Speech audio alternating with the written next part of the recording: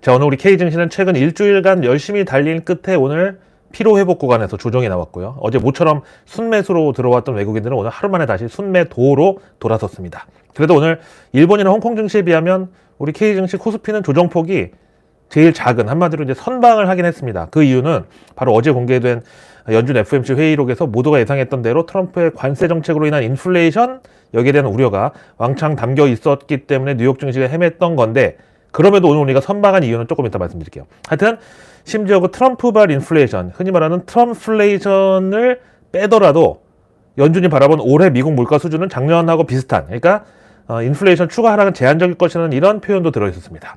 이걸 이제 월가에서는 야, 이거 큰일 났다, 연준 금리 인하 물 건너갔다, 바로 이제 연준 추가 금리 인하 가능성이 거의 날라갔다고 이제 실망하면서 간밤에 뉴욕 증시도 거래량이 급감했고, 그 결과 뉴욕 증시 3대 지수도 뭐 이렇다 할 만한 방향성을 잡지 못하고 이제 방황을 하면서 하루를 마감했는데, 그럼에도 불구하고 오늘 원달러 환율이 추가 하락했습니다. 이거는 역설적이게도 트럼프가 이런 연준을 의식해서라도 관세 갑질을 조금 완화할 수 있다, 좀 순한 맛으로 바꿀 수 있을 것이라는 이런 막연한 기대 덕분이었고, 그나마 오늘 우리 K증시는 환율이라도 이렇게 하향 안정화가 돼서 그나마 다른 아시아권 하락세에 비해서는 견조했다, 잘 버텼다, 이렇게 봐야 되겠죠. 제가 지금 교정기를 오늘 바꿔 켜가지고 발음이 좀 어눌하더라도 이해 부탁드리겠습니다. 다만 오늘 K증시에서 뭔가 아리송한 포지션이 바로 조선 방산이었는데요. 사실 최근에 어떤 상승장을 주도했던 쌍두마차가 이 조선 방산이었던 만큼, 이번에 이렇게 엎어진 김에 쉬어간다고 차익 실현 매도세가 깊이 들어오는 날, 뭐 당연히 한이 높으면 골도 깊다고, 이 정도 하락이 뭐 크게 이상하지 않다고 볼 수도 있는데, 그런데도 이 와중에 오늘 한국 항공우주만 아까 장중에 15% 급등하면서 예전으로 치면 상한가 수준, 완전 급등 폭등 떡상이 나왔는데, 이게 바로 이틀 전에 외국계 리포트에서 미리 전해드렸던 거죠. 그러니까 오늘 이마트도 이런 약세장에서 급등 나오면서 어제 외국계 리포트 목표가를 하루 만에 달성해버렸고, 하여튼 요즘 외국계 리포트가 진짜 귀신같이 잘 맞아 떨어지는데, 이거는 제가 생색 정보통을 할 일은 아니고요. 하여간 그럼에도 불구하고 조선 방산에 대해서는 제가 왜 아리송하다, 야 이거 애매하다 말씀드리겠느냐 하면은, 사실 최근에 한국 증시 뭐 강세장을 보면은 주로 이제 미국 테마를 등에 업고, 그러니까 이게 바로 조선 방산 전력 이런 덕분인데, 이쪽이 우리 한국 증시를 주도하다가 어제 갑자기 중국의 한한령 해제 가능성이 무려 중국 상무부 국가발전개혁 위발로 나와버리면서 오늘은 갑자기 중국 관련주들, 여기 뭐 엔터부터 게임, 화장품까지 전부 이렇게 K증시 주도 테마가 갑자기 미국에서 하루아침에 중국으로 바뀌어버린 겁니다. 이렇게 아무리 그동안 많이 올랐다지만 사실 방산조선, 그래서 오늘 너무 과하게 빠진 걸로 보이는데, 만약에 여기서 한국 증시 주도 테마가 미국에서 중국으로 당분 교체가 된다 그러면은 어떨까? 그럼 이제 또 여기 트럼프의 어떤 변심이 또 변수가 될 텐데, 여기에 대한 또 우려가 밤새 워싱턴에서 나왔습니다.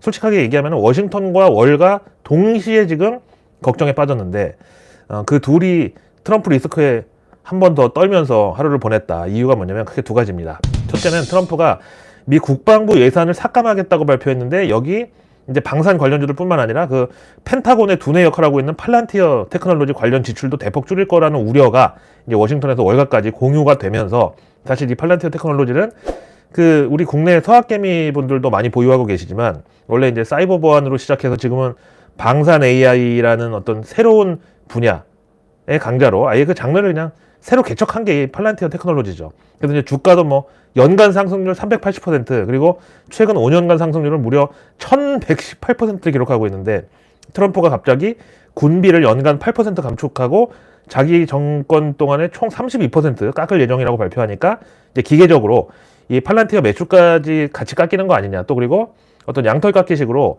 사실 지난 바이든 정부에서 국방비 지출 증가 폭이 가장 컸던 게 이런 사이버 보안하고 AI 쪽이었는데, 그만큼 이제 트럼프가 여기를 또 제일 많이 까는 거 아니냐, 이런 공포가 월가와 워싱턴의 교집합이었단 말이죠.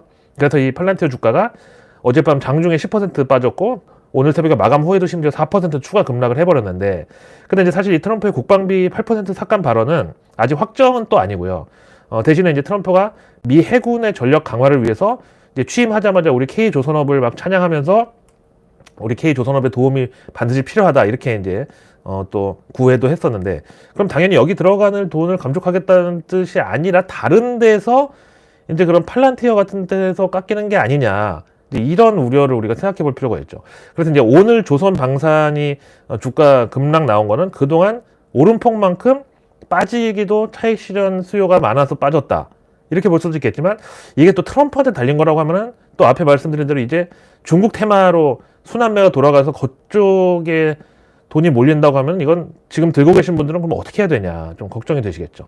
그럼 이제 또 여기서 이제 한반도 리스크를 떠올리실 분들이 있죠. 혹시라도 이게 또 주한미군 철수 혹은 병력 감축으로 이어지는 거 아니냐. 우리는 또 그런 걱정을 해야 되는데 글쎄요. 그거는 지금 중국의 경우는 그 해군에 들어가는 군비를 무제한 증액하기로 지난 그 양회에서 결정해가지고 이 남중국해 장악에다가 또 어쨌든 대만을 해상으로 봉쇄할 혹은 위협할 그런 전력을 갖추는데 지금 혈안이 돼 있는데 그야말로 눈이 시뻘개서 혈안이 돼 있는데 트럼프가 이런 상황에서 아무리 군비를 아낀다고 이 동아시아에서 핵심적 역할을 하는 주한 미군을 뺀다? 이거는 솔직히 제 입장에서는 가정하기 힘든 시나리오라고 보고요. 아니 이럴 거면 작년에 트럼프 그 취임 직전에 당선자 신분일 때 그때 미국 민주당, 공화당 양당이 의회에서 발의한 법안이 있는데 그게 바로 쉽스법이었어요. 그러니까 이제 미국 동맹국, 여기 우리 대한민국도 포함인데 이런 동맹국들의 조선소에서 미 해군 및 해안 경비대 함정 건조를 가능하게 만드는 이거를 왜 발의했겠냐고요, 그럼.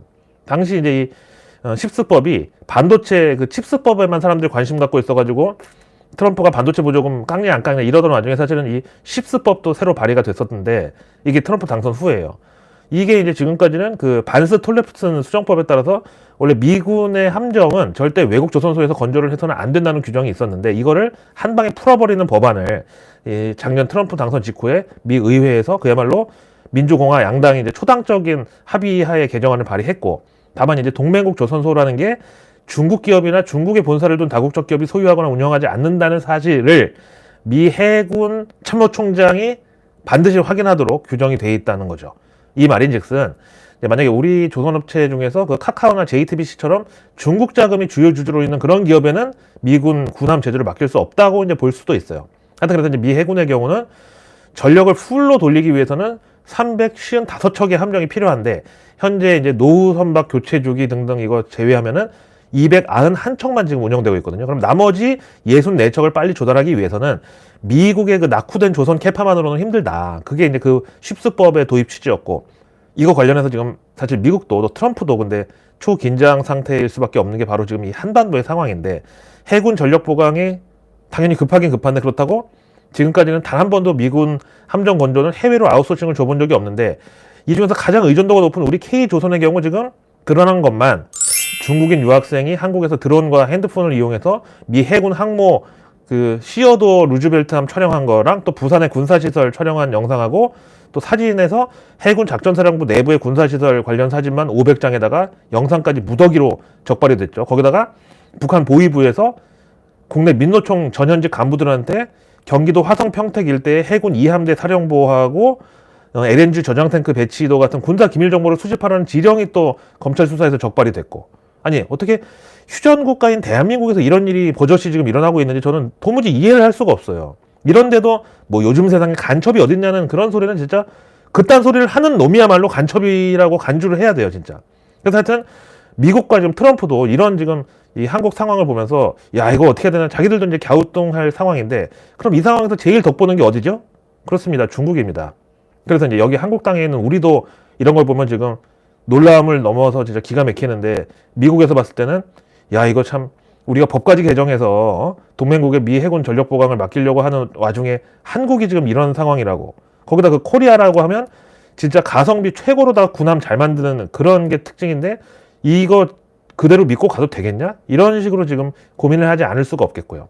그래서 사실 작년에 그 미 해군 참모총장이 우리나라 와가지고 거제랑 울산 조선소 방문하고 당시에 쇼크를 받았다는 후문이 전해졌는데 이거 좋은 쇼크, 착한 쇼크. 특히 LNG선 같은 거는 아니 어떻게 1년 3개월 만에 배 다 만들고 진수까지 하냐고 이걸 막 눈으로 보고도 믿기지 않았다는 그런 반응이었대요. 그래서 이 조선업의 경우는 아무리 트럼프가 뭐 제조업 리쇼링이니 뭐 어쩌니 해도 무조건 하여튼 K조선에 맡기는 게 자기들한테도 개이득이라는 판단을 했다는 거죠.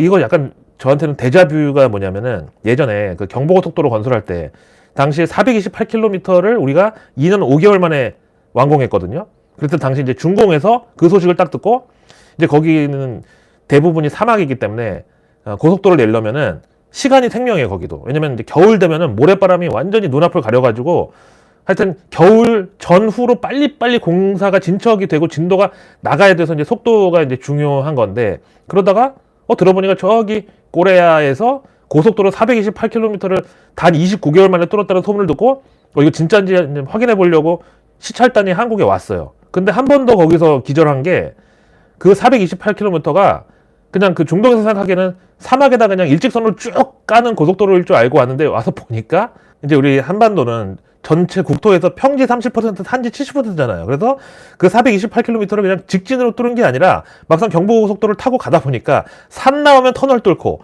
골짜기 있으면 교각 세우고 또 중간에 수시로 오르막 내리막이 하여간 이렇게 해서 428km를 29개월 안에 뚫은 걸 보고서 완전히 그냥 기겁을 했다는 거예요. 당시에 진짜 70년도 초반이었는데. 그래서 이제 만약에 대한민국에도 그 미국 공화당 같은 보수 정당이 제대로 있다면 5.18 유공자들처럼 그 경부고속도로 건설 당시에 돌아가신 77분, 이분들도 당장 산업화 유공자를 선정해서 유족들한테 보상금 지급하고 또 후손들한테 공무원 가산점이든 뭐든 챙겨줘야 됩니다. 그래서 이제 어제도 또 말씀드린 대로 K도지청 신설해가지고 국민들한테 세금 아낀 거 돌려주는 그런 일론 머스크 같은 정책을 당장 우리도 도입을 해야 되는데, 하려면 이제 보수 정당에서 해야죠. 근데 이 대한민국에 과연 제대로 된 보수 정당이 있습니까? 뭐 국민의힘이요? 참, 얼마나 지금까지 병신 같은 짓거리만 했으면 보다 못해서 2030 청년들하고 학원 강사까지 들고 일어나서 길거리로 지금 나섰겠습니까? 그리고 지금 4차 산업혁명 시대에 대학생들이 시국선언에 막 동참을 하고 있냐고요, 지금 어쩌다가. 그 심지어 최고의 지성이라고 하는 서울대에서까지 이런 움직임이 일어났다고요. 자, 이 와중에도 지금 그 국민의힘은 내각제에 꽂혀가지고 뭐 나라가 어떻게 되든지, 일론 머스크의 도지가 미국에서 어떤 활약을 하는지, 또 보수 지지자들이 뭘 원하는지 그딴 건 관심조차 없어요. 아니, 정작 이탈리아 같은 유럽의 대표적인 내각제 국가도 이게 그냥 1년에 한 번씩 총리 사퇴하고 내각이 뒤집어지면서 오히려 이제는 대통령제로 개헌을 해야 된다는 목소리가 나오는 와중에 뭔 대한민국에서 내각제야. 진짜 이렇게 갈등과 대립 심한 대한민국 상황에서 내각제로 바뀌면은 거의 1년에 한 2번씩 수시로 조기 총선을 막 치러야 될 수도 있어요. 그럼 도대체 나라 꼴이 어떻게 되겠습니까? 근데 문제는 그 국민의힘 차기 대권 후보들도 지가 대통령만 되면 그 다음에는 내각제든 뭐든 외각제든 하여간 뭐든 상관없다는 논리로 지금 나온다는 게 문제야. 이런 와중에 어제 여야 합의로 모처럼 마련한 안건이 뭔지 아세요? 바로 국민연금 납입액을 13% 올리는 거. 이걸 오늘 복지위 소위에서 논의했습니다. 참, 나 이런 건 또 넙죽넙죽 합의를 또 잘만 해줘요. 어떻게 진짜 여당이라는 놈들이 이러고 자빠져 있습니까? 근데 그 인간들의 텃밭인 강남, 서초, 송파에서는 요즘에 뭐가 유행인 줄 아세요? 은퇴한 노년층, 사실 강남 3구 살 정도면 최소 거기는 집 한 채만 해도 2, 30억대 자산가들인데, 하여튼 이런 강남의 은퇴족들 사이에서 지금 복수국적 취득해서 기초연금은 타먹고 또 건보료는 회피하는 게 유행이래요. 이게 무슨 소리냐면은 뭐 건보는 직장가입자든 지역가입자든 하여간 해외에서 3개월 이상 체류할 경우에 건보료가 그 기간 면제되거든요. 그러니까 이제 겨울에 동남아든 아니면 여름에는 또 저기 시원한 남반구 국가든 하여간 해외 나가서 3개월 동안 골프 치고 휴양하고 놀다 보면은 건보료가 이제 그 기간 동안 면제되는 거예요. 그러면 일부 부유층의 경우는 건보료가 지역가입자 최고액을 낸다고 하면은 이거는 진짜 동남아 같은 데서 신나게 놀고 먹고 써도 오히려 그 돈이 더 적게 든다는 거죠. 근데 아무래도 이제 매년 그렇게 최소 3개월 이상씩을 해외에 나가 있으려면 뭐 그 나라 제도나 이런 거에 불편한 일도 좀 생길 거 아니에요. 그래서 이제 강남 노년층에서 복수 국적을 취득하는 사례가 기하급수적으로 증가하고 있는 거죠. 그럴 경우에 잘하면 이제 자산도 일부 그 나라에다가 이제 투자 목적으로 이전해 놓고 상속세 면제되는 케이스도 가능하고, 이러니까 이제 일석이조죠. 그래서 이제 아예 해외 시민권을 취득하는 그 복수 국적 취득 관광 상품 비슷한 것도 막 이미 많이 나와 있어요. 그래서 이제 그 뭐 특급 호텔들 보면 이제 피트니스 회원들 있잖아요. 이제 거기 뭐 회원권 막 몇천만 원짜리 그런 회원 모임, 그리고 뭐 강남에서 주민들 골프 모임, 주민 커뮤니티 이런 데서 공공연하게 서로 이제 정보를 공유하고 있는데, 그래서 이제 한때 유행했던 도미니카 공화국의 경우 시민권 취득 가격 1억이 약간 안 되는 돈으로 가능하고, 그다음에 이제 동남아의 경우는 또 요즘 유행하는 게 캄보디아인데, 여기는 외국인 중에서 고액 자산가는 10년짜리 골든 비자를 주는데 거주 기간 5년 이상이면 또 시민권하고 건보 혜택도 받을 수 있다 그래요.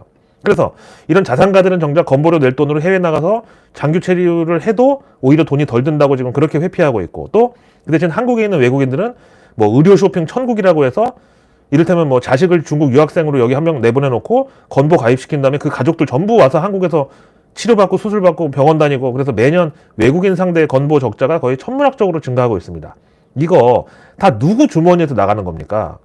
그래요. 바로 우리 같은 정말 아무 대책도 없이 그냥 하루하루 앞만 보고 사는 사람들만 또 뜯기는 거예요.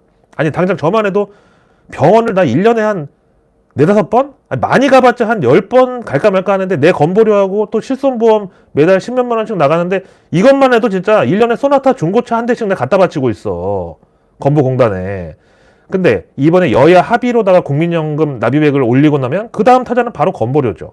근데 지금 이런 법안을 한국의 공화당 포지션이라고 하는 국민의힘이 얼씨구나 합의를 해줬다는 거 아니에요. 미친 것들이. 아니 참 근데 이 대한민국에는 그 K도지청을 맡을 일론 머스크 같은 인물이 없습니까?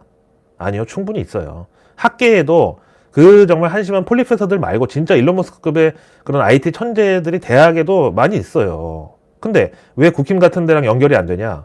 아니 왜긴 왜예요. 자기네 당 출신 대통령도 2번이나 뒤통수 깐 놈들을 뭘 믿고 진짜 그런 위험한 일에 그야말로 손에 더러운 거 묻히는 일을 누가 맡아서 해주겠습니까? 그 국민의힘을 위해서. 언제 또 뒤통수 맞고 안면몰수 당할지 모르는 처지인데. 그래서 약간 뭐 보수의 인재가 없다고 하는데 그게 다 이유가 있는 거예요. 그래서 참 오죽하면 지방의 정치 브로커 한 사람한테 영부인이 매달려가지고 온갖 진짜 공천 개입에다 정치 개입에다가 그딴 것까지 해서 또 결국 협박당하고 이런 현실이 지금 왜 나왔겠냐고. 하여튼 그래서 이제 다음 대선이 뭐 언제가 될지는 뭐 그 누구도 모르는 상황인데, 만약에 지금 이제 상황으로 봐서는 국민의힘에서 홍준표 나오고 민주당에서 박지원 나온다. 나 진짜 그럼 그때 이민 갈 거예요. 나 진짜 그때는 우리 구독자님들도 말리지 마세요. 나 진짜 한국 국적 버립니다 그때. 자, 그럼 다시 이제 월가와 워싱턴을 긴장시켰던 그 이슈로 돌아가서 과연 그럼 이제 트럼프가 말한 국방부 예산 감축 매년 8%, 총 32%, 이건 도대체 어디가 돈이 깎일 거냐. 앞에 말씀드린 대로 지금 중국이 무한 확장 중인 그런 상황에서 저는 동아시아, 특히 주한미군을 감축하는 시나리오는 트럼프가 손대지 않을 것이라고 말씀드렸고, 그럼 결국 유럽하고 중동에서 군비를 세이브하는 게 제일 가능성이 높은데, 그래서 제가 바로 화요일 영상에서 트럼프가 그 젤린스키의 약점을 잡고 우크라이나를 푸틴한테 헌납할 거다라고 예상했는데, 그로부터 48시간 만에 진짜로 트럼프가 그런 메시지를 띄웠습니다. 딱 첫 문단에서 젤린스키에 대해서 표현하기를 modestly successful comedian. 이 말은 그 우크라이나 대통령인데 그래도 현직으로 뭐 외교나 의전 이런 걸 아예 개무시를 해버리는 트럼프의 표현이고요. 우리말로 하면은 잘 풀려서 성공한 그런 코미디언 나부랭이, 이런 식으로 젤린스키 묘사하면서 이 인간이 바이든을 설득해서 3,500억 달러를 정말 답도 안 나오는 전쟁에 갖다가 쏟아붓게 했고, 현재 파악된 바로는 그 3,500억 달러의 절반가량은 어디로 갔는지 현재 실종 상태라고 트럼프가 언급했습니다. 이거 제가 지난번에 영상에서 얘기한 그대로 얘기했잖아. 거기다가 바로 정확하게 똑같은 대목이 뭐냐면 트럼프가 말했어요. 젤린스키는 선거를 거부하고 이미 임기가 지났는데도 통치를 계속하고 있다는 소리도 합니다. 이게 당시 제가 말한 대로 원래 작년에 그 젤린스키 대통령 임기가 만료라서 우크라이나도 대선을 치렀어야 했는데, 그 젤린스키가 전쟁통에 무슨 대선이냐고 자기가 본인 임기를 셀프 연장을 해버렸죠. 근데 이제 이게 분명히 바이든 허락을 받았기 때문에 가능한 거였다. 대신에 트럼프는 그 젤린스키의 우크라이나 대통령직을 인정하지 않을 거다, 제가 말씀드렸고요. 근데 이제 트럼프가 진짜로 이 젤린스키가 바이든을 바이올린처럼 연주하면서 독재자 지위를 확보했다고. 여기 나와 있어, 바이올린. 그래서 하여튼 젤린스키가 이제 코미디언 출신이다 보니까 뭐 별의별 영상이 다 남아 있는데, 예전에 막 바이올린을 막 되게 막 웃기게 막 키면서 춤추고 막 이런 거 있는데 그 바이올린이 바이든이었다고 하는 거야. 하여튼 결국 그래서 트럼프가 예전에 그 본인 대선 캠페인 때부터 말하던 게, 내가 대통령 되면 러우 전쟁은 바로 그날로 종전이라고. 이게 이제 바로 푸틴한테 우크라이나를 넘겨주고 거기 이제 미국의 지분도 어느 정도 인정을 받으면서 그 대신에 세이브된 돈과 권력과 전력을 대중국 견제에 집중한다. 지금 이렇게 가고 있는 거죠. 근데 이제 그런 과정에서 진짜 중차대한 역할을 트럼프하고 파트너십으로 이행을 해야 될 우리 대한민국은 지금 대통령이 부재고, 모처럼 국회에서 여야 합의된 사항이 있다고 나와서 봤더니 그게 앞에 말한 국민연금 인상안이고, 헌재는 지금 무슨 폭주기관차 마냥 탄핵 인용을 향해서 그냥 답정로로 달려가고 있고, 그 와중에 중국은 또 중국 대사를 통해서 한국 내 반중 정서를 자극하는 일부 세력들에 대해서 우려를 표방한다면서, 이거는 사실상 민주당한테 지령을 준 거야. 그런 인간들 당장 다 때려잡으라고. 내일 뉴스는 내일 보면 너무 늦습니다. 런던 고라니의 내일 뉴스 미리 보기. 런던 고라니의 내일 뉴스 미리 보기. 구독, 좋아요. 알림 설정까지! 런하 반갑습니다. 오늘 화제가 됐던 소식이 있어가지고 우리 구독자님들하고 공유하려고 그러는데요. 이제 아시다시피 그 비만 치료제 위고비가 한국에 상륙한 지 이제 2달이 넘었는데 인터넷에 이제 슬슬 후기가 올라오고 있어요. 효과는 이미 뭐 헐리우드 스타들부터 그 일론 머스크까지 다 뭐 자체적으로 검증을 했지만 국내에서도 이거 생각보다 살 진짜 많이 빠진다는 이런 후기들이 있고, 근데 약간 부작용이라면은 사람이 이제 기운이 없다는 거야. 왜냐면 이제 그게 그 GLP-1의 약물이 뭐 혈압부터 하여튼 모든 걸 다 떨어뜨리는 거냐. 그러니까 그냥 다 떨어지는 거야, 모든 수치가. 근데 마침 오늘 그 하이브의 방시혁 의장이 작년에 그 LA 과즙 BJ 사건 그 이후로 지금 오랜만에 공식 석상의 모습을 드러냈거든요. 근데 야, 나 이 사진 보고 아까 깜짝 놀라서 다른 사람인 줄 알았어. 아니, 지금까지는 이 방시혁 의장의 체중이 계속 증가만 했지 중간에 잠깐이라도 빠진 적이 없었는데 갑자기 지금 얼굴이 반쪽이 돼버렸잖아. 그래서 지금 야, 위고비 효과가 이 정도인가? 방시혁도 위고비 맞는다고 했었는데 이거 가지고 또 난립니다. 근데 문제는 항상 이렇게 살이 급격하게 빠지면 또 그만큼 살이 축축 처지기 때문에 이걸 또 이제 시술을 받아야 된다는 건데, 근데 사실 그런 시술이 살 빼는 것보다는 훨씬 쉽다 그래요. 하여튼 그만큼 살 빼기가 어려운 건데 위고비가 이제 그걸 해내고 있는 거야. 근데 진짜 이 방시혁 얼굴이 이거 진짜 위고비 효과 하나만으로 이렇게 됐으면 이거 진짜 효과는 확실하다는 게 이제 증명이 된 셈이죠. 자, 이제 그리고 어제 제가 라이브에서 사과 방송을 하자마자 오늘은 SK 하이닉스가 또 급락을 해버렸는데, 최근 들어서 계속 이제 널뛰기가 나오는 게 현실이었고, 그래서 이제 어제는 상승, 오늘은 하락 이런 식이란 말이죠. 근데 또 오늘은 또 아까 댓글 보니까 어제 그 올라갈 때 들어갔다가 물렸다고 왜 더 강력하게 나한테 얘기를 안 해줬냐고 또 저를 붙들고 늘어지시는 분이 있는데, 아니 제가 맨날 떨주 몰파를 강조하는데 왜 맨날 거꾸로 하면서 원망은 저한테 하시는 거예요. 그리고 지금까지 뭐 제가 맞춘 거에 대해서는 누구 하나 뭐 인정하고 사과를 하는 사람 없고 그냥 아유 짜증나 이런 반응만 보이고, 그러다 어쩌다 한 번씩 저도 이제 사람이니까 엇박자가 날 수 있는데 그러면 그때는 또 득달같이 저한테 화를 내시면 저는 도대체 어쩌라는 겁니까? 이 와중에 SK 하이닉스는 오늘 임직원 1명당 자사주 30주씩을 나눠준다고 밝혔는데, 이제 정확한 디테일 보니까 오는 2월 27일 증시 마감 후에 1인당 30주씩, 그러니까 오늘 주가라면 한 640만 원 정도어치를 직원들한테 다 나눠준다는 거고, 이거는 이제 다른 스톡옵션처럼 뭐 락업이 없어가지고 곧바로 매도해도 상관없는 주식이라고 합니다. 근데 이제 여기서 우리가 또 주목해야 될 게 바로 SK 하이닉스 사측에서 이번 주식 양도에 대해서 붙인 명목이 새 출발 격려금이라고 했는데, 아니 물론 이제 명분은 지난해 그 성과급을 놓고 노사 갈등이 좀 격화됐었던 적이 있어서 사측이 노조랑 협상한 결과로 이 주식을 이제 주게 돼서 이걸 이제 새 출발 격려금이라고 이름을 붙였다고 하는데, 새 출발 자꾸 저는 여기에 꽂힙니다. 그럼 이제 2월 27일에 보자고요. 주가 더 오를 것 같으면 그 SK 하이닉스 직원들이 더 잘할 테니까 주식 안 팔 거고, 그러지 않을 것 같으면 받자마자 바로 그냥 시장에 다 내던져 버리겠죠. 뭐 그럼 주가 또 빠지는 거죠. 자, 어쨌든 우리 K증시 실적 시즌은 이제 거의 8회 초 정도로 대부분 이제 마무리 단계고, 진짜 그 금양 같은 그 실적이 너무 개차반이라 최대한 감추고 싶어서 안 달란 이런 데만 빼고는 거의 대부분 지난 4분기 그리고 작년 연간 실적을 공개했습니다. 근데 조금 이상한 거는 이번 실적 시즌에서 예상을 상회한 실적 호조 비율이 미국 증시에 비해서 절반도 안 되는 수준인데, 최근에 한국 증시가 미국 증시를 아웃퍼폼한 이런 상승세를 기록을 했다는 겁니다. 2월 들어서. 그 이유는 뭐 저평가 메리트요? 아, 그게 뭐 하루 이틀 일인가요? 코리아 디스카운트가? 아니 작년 1년 내내 코리아 디스카운트였는데 그때는 왜 안 오르다가 지금 갑자기 오르냐고. 그래서 이제 이 이유를 저는 지금 미국의 경우는 공매도가 살아있는데 현재 K증시는 공매도가 금지고, 이게 그나마도 40일 정도 딱 지나면 3월 31일부터 공매도가 풀리기 때문에 2월 증시가 이렇게 강하다. 저는 이렇게 봅니다. 자, 이제 오늘의 외국계 리포트로 넘어가서 모처럼 GS건설이 나왔네요.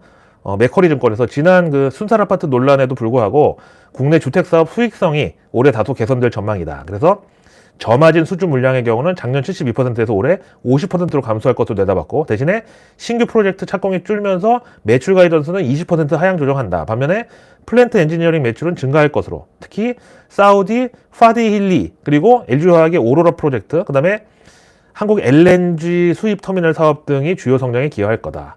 그래서 나온 GS건설 목표가가 기존 16,000원에서 이번에 15,500원으로 깎았고요. 투자 의견은 언더퍼폼, 즉 시장 수익률 하회. 아니 뭐예요 이거. 좋다 말았잖아. 그 다음 롯데 에너지 머티리얼즈에 대해서는 HSBC에서 결국 3자 배정 유상증자가 결정됐고 3월 12일까지 완료 예정인데 이게 완료되면 주가가 한 20% 정도 희석할 것으로. 그 다음에 이제 올해 한국 공장의 수익성 악화 지속 가능성이 있고 대신에 이제 AI 가속기용 HVLP4 전해박 생산이 실적 회복에 얼마나 기여할지가 관건이다. 그 다음에 올해도 영업손실은 지속될 걸로 전망하고 내후년 2026년 영업이익 전망치도 30% 추가 하향한다. 이거는 낮은 가동률로 인한 높은 고정비를 반영한 거다. 그래서 HSBC가 이 롯데 에너지 머티리얼즈 목표가를 기존 45,000원에서 이번에 24,000원으로 그야말로 진짜 반으로 접어버렸고요. 투자 의견은 또 근데 기존의 매수를 그대로 유지했습니다. 다음 중국 그 한한령 해제 기대감 덕분에 오늘 모처럼 급등한 게임주 그중에서 넷마블에 대해서는 골드만삭스가 최근 글로벌 유저들의 참여가 국내보다 훨씬 높다고 관측되고 다음 이제 솔로 레벨링의 스트림이 올해 출시 예정인데 여기서 이제 장르는 액션 RPG로 PC랑 모바일 버전이 동일한 장르지만 디테일에 있어서는 다른 빌드로 개발돼서 PC 유저들을 타겟팅할 것이다. 그 다음에 올해 신규 게임 출시가 9개나 예정돼 있고 이게 이제 상반기 4개, 하반기 5개 이렇게. 근데 결정적으로 넷마블의 경영진은 주주 환원 정책에 대한 변동이 없고 만약에 기회가 생기면 M&A를 고려할 의향이 있다고 밝혔는데 그러니까 이제 한마디로 M&A에다가 돈 왕창 쏟아 부을 거에 대비해서 주주 환원은 안 하고 버틴다는 뜻이다. 그래서 목표가가 34,000원에 투자 의견 매도. 이것도 또 반전이네. 앞에 좀 칭찬하다가. 다음에 이제 이번 리포트는 좀 기대를 해봐도 될까요? 바로 삼성 바이오로직스에 대해서 모간 스탠리가 예상보다 빠른 플랜트4의 가동 속도를 언급하면서 올해 2025년 플랜트4 가동률 전망치를 기존 65%에서 이번에 85%로 상향한다. 그래서 올해 CDMO 매출 성장 전망치를 기존 15%에서 이번에 23%로 상향하고 여기다 이제 올해 4월에 플랜트5가 완공 예정인데 여기서 신규 주문의 계약 가능성이 높고 그 다음 이제 플랜트6도 건설 계획이 확정이 되면서 지속적인 수요 증가를 기대한다. 그 다음에 신규 바이오 시밀러 4종을 출시하면서 매출 성장의 기회가 또 마련될 것으로. 그래서 나온 삼성 바이오로직스 목표가는 150만 원. 그리고 투자 의견은 당연히 비중 확대입니다. 그래서 내일 뉴스는 내일 보면 너무너무 늦습니다. 구독과 알림 설정 그리고 주변에 소중한 분들께 이 내일 뉴스 미리 보기를 공유해 주세요. 그럼 제가 아직 나오지 않은 오늘 뉴스도 아닌 내일의 뉴스를 매일 저녁 여러분들 안방으로 직접 배달갑니다. 자, 내일은 벌써 이번 주 마지막 거래일 금요일이자 21일인데요. 2월도 이제 딱 일주일 남습니다. 내일 정부 일정은 요거 하나만 보시면 될 것 같은데 어제 언급한 첨생법 있죠. 일명 첨단 재생의료 및 첨단 바이오 의약품 안전 및 지원에 관한 법률. 이게 줄여서 이제 첨생법인데 이거 개정안이 내일부터 시행이 됩니다. 핵심이 이제 3가지인데 첨단 재생의료 적용 범위 확대, 그 다음에 임상시험 단계 치료제 사용 허용, 그 다음에 첨단 재생의료 기관 확대 이렇게 되고요. 기존에는 이제 첨단 재생의료가 중증 희귀 난치 질환에만 적용되는데 이번 개정안 시행 후부터는 일반 질환에도 포함될 예정이고 그 다음에 이제 연구 대상자가 아닌 일반 환자도 재생의료 서비스를 받을 수 있게 개정되는 거고 또 그 CGT라고 하는 세포 유전자 치료제, 그 다음에 조직공학 등 첨단 재생의료 기술 활용 폭이 더 크게 넓어질 예정이라고 합니다. 첨생법 테마주들이 또 증시에 있어요. K바이오에서. 그 다음에 내일 증시 일정은 그 SK 최태원 회장이 대한상공회의소 회장 자격으로 미국에 방문하는데 저는 이번에 그 SK 하이닉스 미국 증시 분할 상장에 대해서도 아마 뭐 공식이든 비공식이든 하여간 조금 알아보고 올 거라고 생각하고 무조건 저는 올해 내로 SK 그룹사 중에서 하이닉스에서 분할한 HBM이든 아니면 SK텔레콤이든 뭐든지 간에 SK에서 분할된 상장사 하나를 반드시 뉴욕 증시 하나는 올릴 거라고 봅니다. 그 다음에 내일 또 SK온이 그 미국 닛산 자동차 공장의 2조 5천억 규모 배터리 공급 추진 이 보도에 대한 재공식 기한이고 다음 내일 우리금융지주 전 회장 손모 씨 배임 보도에 대한 재공식 기한도 있고 그 다음 내일 실적 발표 기업들은 잉그로드랩, 코롱인더, 클리오, 코스메카 코리아, 한국가스공사, 현대해상, DB손보 이렇게. 그리고 이제 내일 일본에서는 1월 CPI 그 소비자 물가지수 나오는데 이거는 이제 엔캐리 관련된 재료니까 한번 봐야겠고요. 그다음 내일 미국에서는 2월 미시간대 소비자 심리지수 확정치랑 제조업 서비스 PMI도 2월분이 나옵니다. 그다음 내일 밤 미국 증시가 옵션 만기일이고요. 또 앞에 말씀드린 트럼프 리스크 관련해서 아무래도 자동차에 대한 관세 그리고 보편 관세에 대해서 주말 전에 입장을 하나 낼 수도 있을 것 같은데 이것도 한번 지켜보고 그리고 이제 내일 새벽에 미국 증시 마감 후에 그 전기 픽업 트럭 제조사 리비안 실적이 발표되고요. 근데 참 오늘 그 수소 트럭 제조사 니콜라 있죠. 뭐 트럭계 테슬라 될 거라고 했더니 거기가 결국 파산 보호 신청에 들어갔다는 소식도 있었는데 요 리비안은 어떤가 좀 잘 봐야 되겠습니다. 마침 K2차 전지 업종에 요 리비안 공급망 관련주들이 또 들어있으니까요. 그리고 또 내일 새벽에 뉴몬트 마이닝, 그 다음에 미국판 야놀자라고 하는 부킹홀딩스, 여기 4분기 실적도 공개될 예정입니다. 자, 오늘 하루도 정말 고생 많으셨고요. 저는 내일의 내일 뉴스를 또 들고 다시 찾아뵙겠습니다. I'm your analyst. 런던 고라니 김희욱이었습니다.